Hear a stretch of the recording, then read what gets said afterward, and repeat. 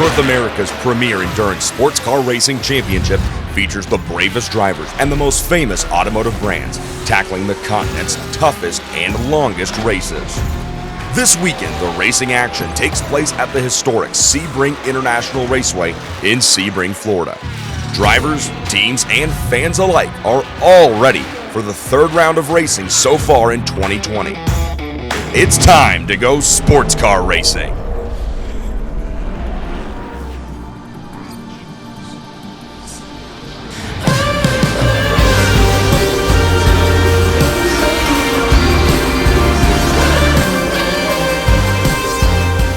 The IMSA WeatherTech Sports Car Championship arrives in Sebring, Florida, but this time it's not for their traditional 12-hour-long endurance race. This weekend, the series will race around the historic circuit for a 2-hour and 40-minute-long sprint race. Located deep in the heart of Central Florida, this bumpy old racetrack is a favorite among fans.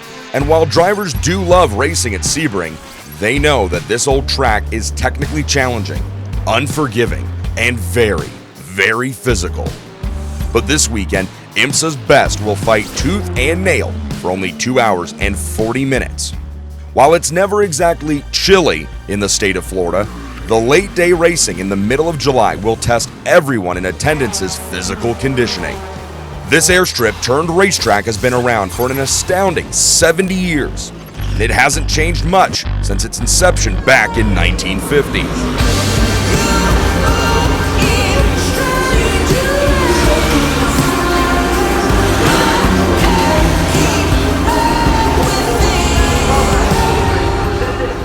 The track still tests the bravery of the drivers while giving them a truly memorable ride on top of the bumpiest surface in all of motor racing. Back on track and racing this weekend in Sebring will also be the IMSA Michelin Pilot Challenge as well as the IMSA Prototype Challenge, as they're back on track and ready to continue racing here in 2020.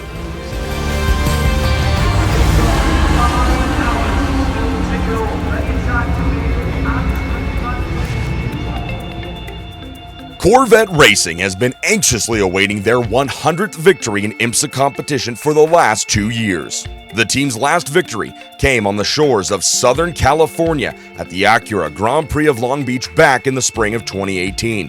The iconic American automotive brand and their sports car team's drought finally ended, just as fate would have it, on the 4th of July weekend back at the Daytona International Speedway. Antonio Garcia and co-driver Jordan Taylor broke through and scored the Bow Tie Brigade's 100th IMSA victory. The pair took their Velocity Yellow number 3 Corvette Racing C8R to the top of the podium in IMSA's return to racing. It was also co-driver Jordan Taylor's first GT Le Mans class victory after leaving the DPI ranks and his father's team, Wayne Taylor Konica Minolta Racing. The significance of the Independence Day victory was not lost on the American. The LMP2 class returns to on-track action at Sebring International Raceway for their second race of the 2020 season. However, the season's opening round, January's Rolex 24 at Daytona, actually did not award points towards the full season 2020 WeatherTech Sports Car Championship. Instead, points were only awarded towards the IMSA Michelin Endurance Cup, the championship within a championship that consists of the season's 4 endurance races.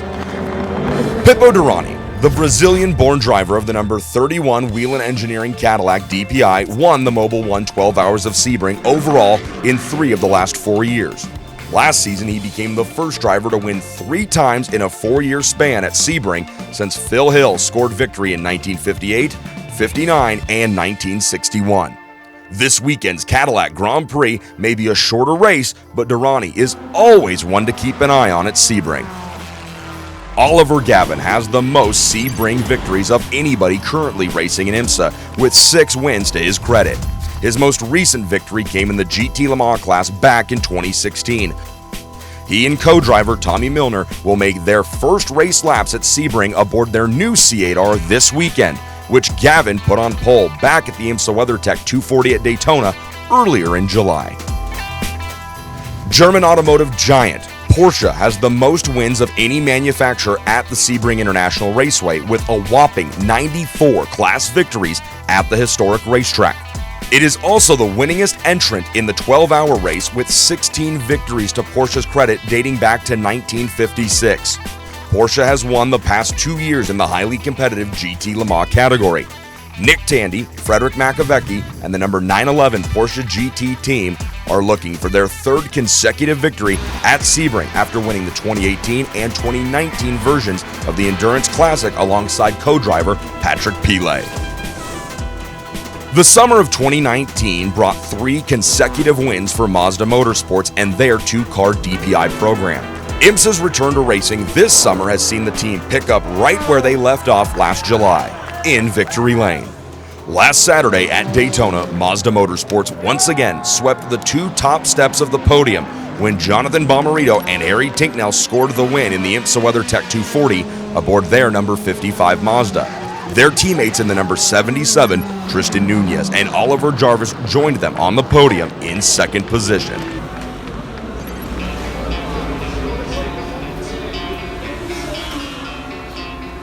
Oliver Jarvis and Tristan Nunez arrive in Sebring leading the DPI category after a successful start to this racing season. A good result at the airfield turned racetrack will set them up nicely for a championship run here in 2020. In GT Le Mans, the point lead is currently held by Earl Bamber and Lawrence Vanthor in the number 912 Porsche, while in GT Daytona, it's the Flow Yellow Lexus of Jack Hawksworth and Aaron Telitz leading the way in the championship battle. All 3 of these teams know that while their successes at Daytona are important, they also know that those 2 tracks are vastly different from one another. That's why Jeff Carter of IMSA is here to tell us all about the key technical and aerodynamic differences that will be made before they take to the track here in Sebring. COVID-19, the global pandemic, has affected all of our lives, both personally and professionally, certainly here at IMSA as well. As you know, we're in the business of racing cars.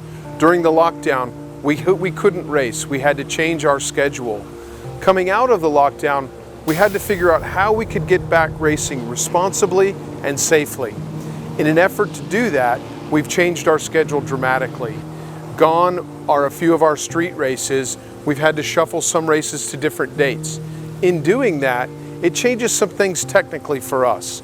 What it changes is Michelin provides 2 tires, a medium and a hard spec. How they choose that is track conditions, surface abrasion, track temperature, load, and track speed. Because we go now with the altered schedule, we'll go to some tracks at a time of the year that we've never been there. For instance, Sebring in the middle of the summer. It's a high load, high heat track, so instead of running a medium tire, now we'll run a hard tire. In the end, we've chosen with our partners at Michelin to change some of the tires. All of the scheduling and the changes have allowed us to go back racing responsibly and safely, which is the most important consideration for not only our community, our drivers, our stakeholders, but the fans as well. The changes technically coming from Daytona to Sebring are very subtle, but they're definitely necessary because of the difference in the tracks. Aerodynamically, we take the wing limits off of the prototypes and the GT cars. We reduce the power a little bit, and we make some small adjustments to the capacity so the stint lengths are all the same. The idea is that all of the cars do the same amount of laps in each class. So we've made some small corrections for the capacities of all the cars and a few aerodynamic changes going from Daytona to Sebring.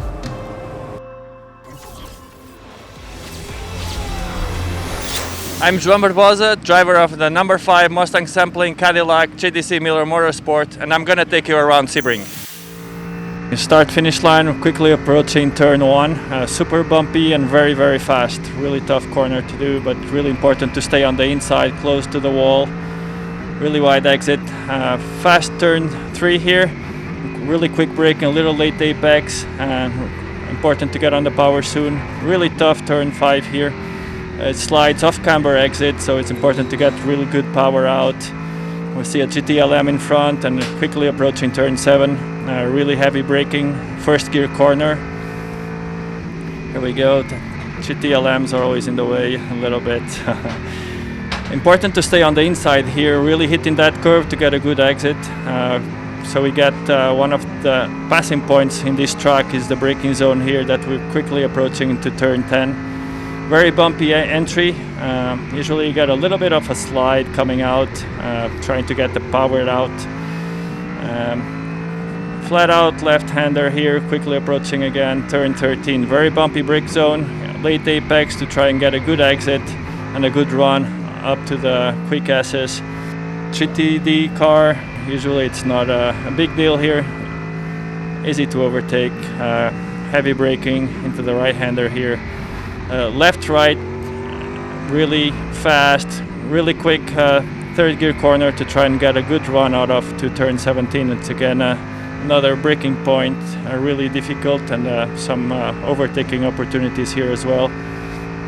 One of the most iconic and difficult corners everywhere. Really bumpy braking, hard to see where you're going with all the bumps, but important to get on throttle as quick as possible. Usually you just go wide, really wide, and try to use all the track, and that's a lap around Sebring here.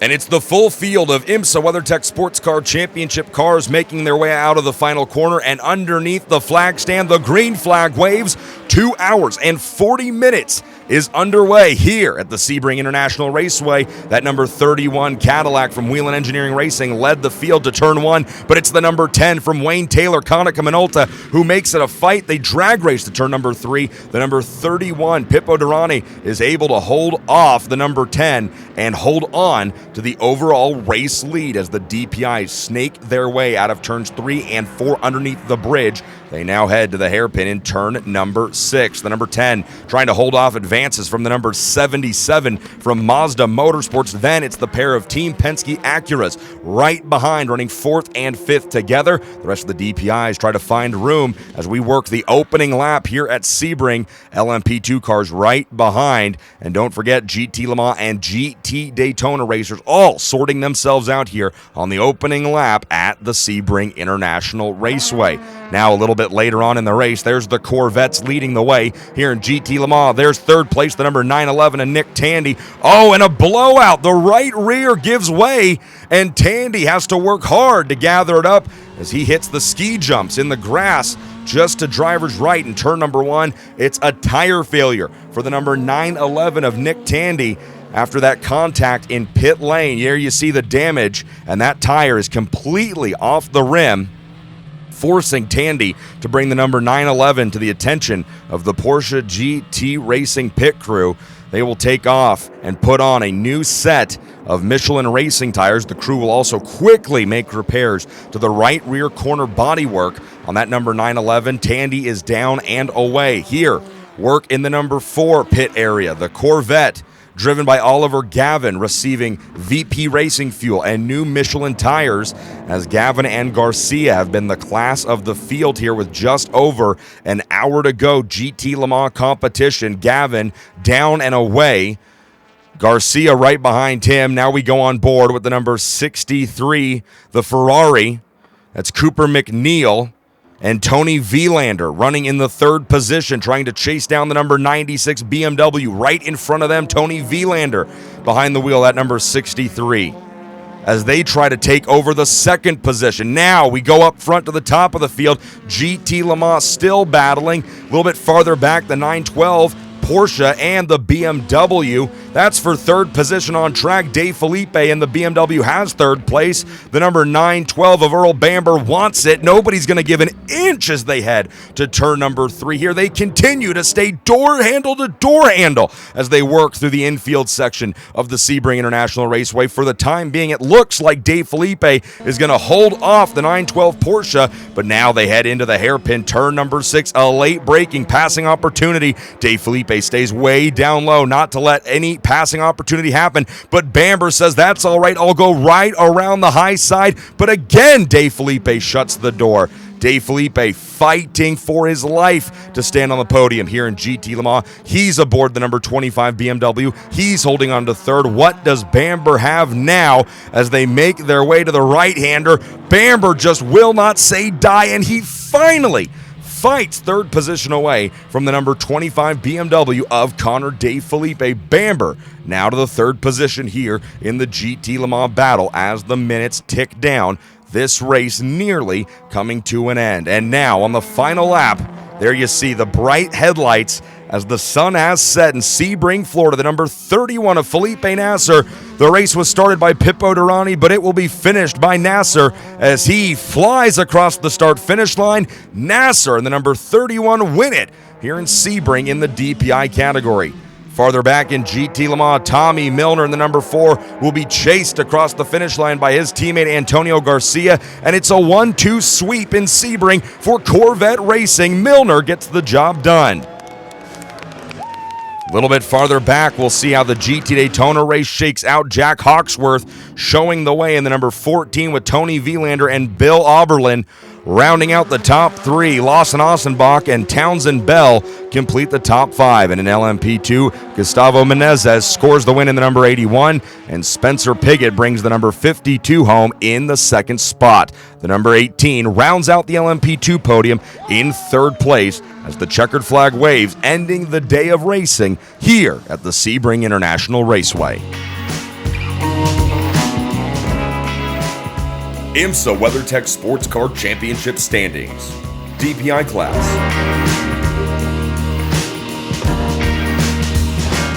LMP2 class.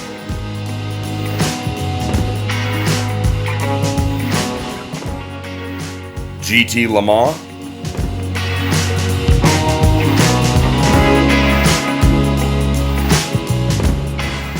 GT Daytona.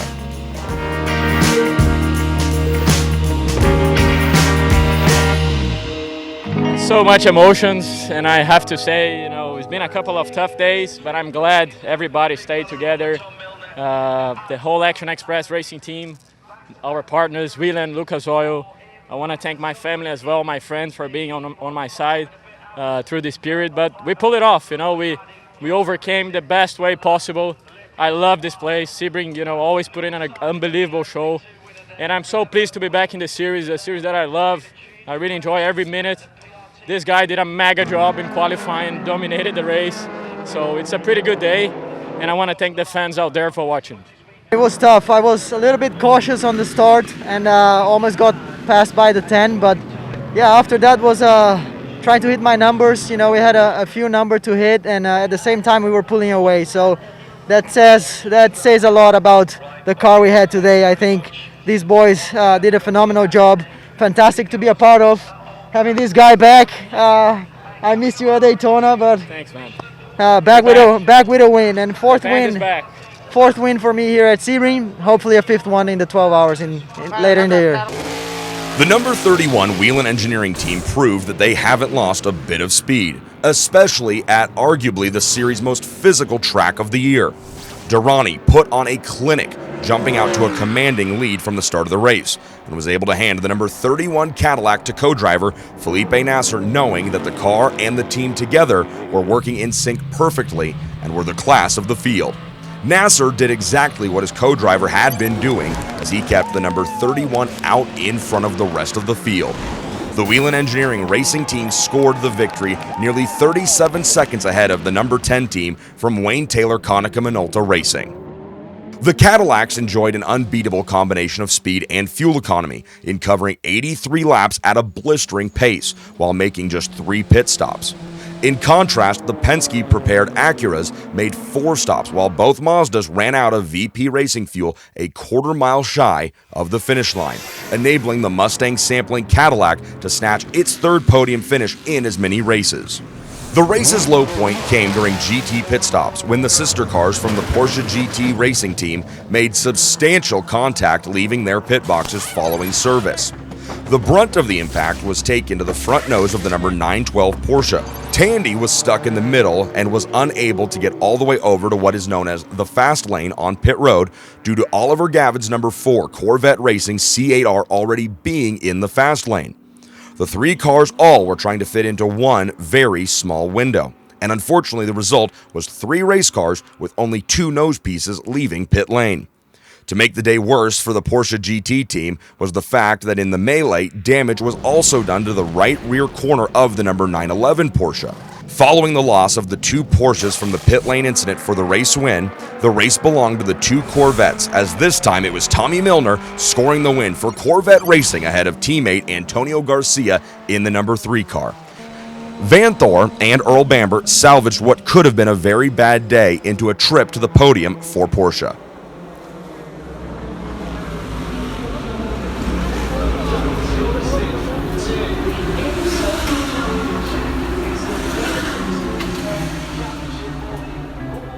It wasn't just the IMSA WeatherTech Sports Car Championship that had to endure a hiatus in racing over the past several months. Making their return to racing in Sebring alongside the IMSA WeatherTech Sports Car Championship was the IMSA Michelin Pilot Challenge, as well as the IMSA Prototype Challenge. Both the IMSA Michelin Pilot Challenge and the IMSA Prototype Challenge had only completed 1 round so far in 2020 back at Daytona in January. So the racing at Sebring was the long-anticipated second round for each series. Once again, IMSA's very own Jeffrey Carter joins us to show the latest adjustments for teams and cars ahead of their return to racing at Sebring. So coming out of the Rolex Michelin Pilot Challenge race at Daytona, there were a couple small changes. We go to Sebring after Daytona. Sebring, very rough track. Daytona, its own sort of special animal, as we've talked about in the past. Only one change in Michelin Pilot Challenge, that's to the Mustang. We gave it a bigger restrictor for more top end and more power. TCR, controlled by the WSC folks globally, no changes to TCR going into Sebring. And it's a warm and sunny day in Sebring, Florida, as teams and drivers in the IMSA Michelin Pilot Challenge are ready to get back on track and resume racing here in 2020. The green flag flies for 2 hours of IMSA Michelin Pilot Challenge racing. TCR and GS cars head towards the first turn. We are racing. And coming from that Motul pole position to the number 39, the Audi shared by Tyler McQuarrie and Jeff Westphal, who leads the way into the opening lap here at Sebring. A little bit of dust getting kicked up farther on back, and contact heading into turn number 3. That looks like the number 35 and the number 4, the pair of Mercedes getting together on the very first lap in corner number 3. Everybody else having to take evasive maneuvers to get through cleanly, and trouble for the number 35 Wins sponsored Mercedes AMG. Looks like that car's able to continue. Up front, the 39 still leads, and then it's the number 95 BMW from Turner Motorsports showing the way to the number 60. And now we see the red flag displayed on course. Weather conditions the cause as we take a look at the radar here. Sebring located smack dab in the middle of Florida. You see storms making their way all the way from the east coast over to the west, meaning weather, the reason for this stoppage in racing, hopefully won't be for too long.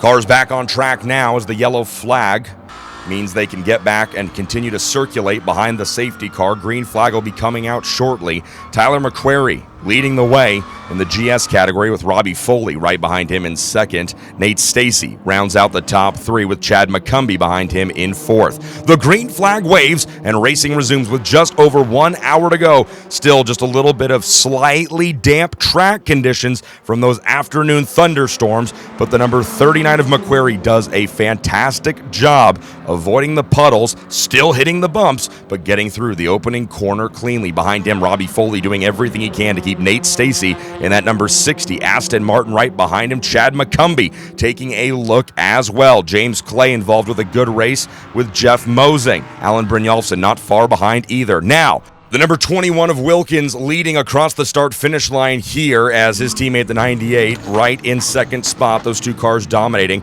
Trouble now farther back in the field. The number 77, that is the LA Honda World Honda Civic driven by Ryan Eversley.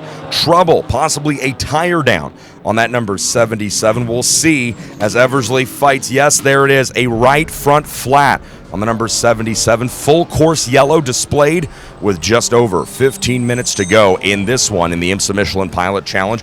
The field will pack up behind the safety car as Jeff Westphal, now behind the wheel of the number 39, leads the way. Kyle Marcelli in the number 60 right behind him in second, and there you see ominous storm clouds making their way over the Sebring International Raceway. Drivers and teams both hoping to get this one in before weather strikes. But there you see the heavy radar Coverage moving all across Central Florida. 2 minutes now on the clock as the storm clouds getting darker and darker and closer to the racing here in Sebring, Florida. Westfall leading the field around right behind the IMSA safety car. And then in TCR, Wilkins and Lewis, the class of the field for Brian Herta Autosport with Kerbagajanian and those Hyundais. They lead the way under caution here in TCR, under 2 minutes to go as the field doing everything they can to keep their tires warm. The track is dry now, but it might not be for long, and that is why they show the checkered flag. The race is over as we see a very happy Jeff Westfall inside the cockpit of that number 39 Audi. The field makes their way across, and in TCR, it's going to be Brian Herta Autosport scoring a 1-2 finish as this one ends under checkered in Sebring. IMSA Michelin Pilot Challenge point standings. GS class.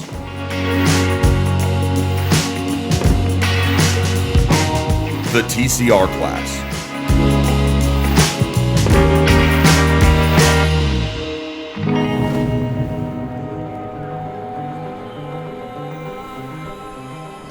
The racing is done here in Sebring. For now, anyways. The series will return in the fall for the season finale. Next up, IMSA and the GT cars head to the Virginia International Raceway. Thanks for watching, and we'll see you down the road on IMSA, The Road to Racing.